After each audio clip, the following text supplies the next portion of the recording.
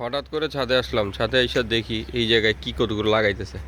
খুব ভালো মতো খেয়াল করলাম, দেখলাম যে এটা হলো যে আপনার সোলার প্যানেল বসাচ্ছে। এখানে একটা ফ্যাক্টরি আছে আমাদের বাসার পাশেই, ওখানে সোলার প্যানেল বসানো হচ্ছে। আসলে কি করবে, যে পরিমাণ বিদ্যুৎ যাওয়া আসা করে সেই ক্ষেত্রে কিছু করার নেই, এরা প্যানেল করতেছে। এই যে দেখতে পারতেছেন, আমি আপনাদেরকে যদি একটু ভালো মতো দেখানোর চেষ্টা করি।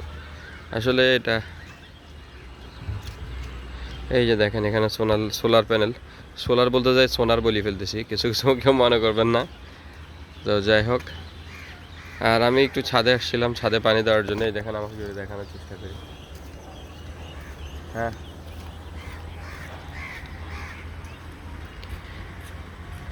আপনাদের কাছে একটা প্রশ্ন রেখে যেতে চাই, যারা ফুল ভিডিওটা দেখেছেন, আপনাদের কাছে প্রশ্নটা হচ্ছে সোলার প্যানেলগুলোর, বারবার প্যানেল বলি ফেলতেছি, স্পেলিং মিস্টেক, এটা হচ্ছে প্রোনাউন্সিয়েশন মিস্টেক।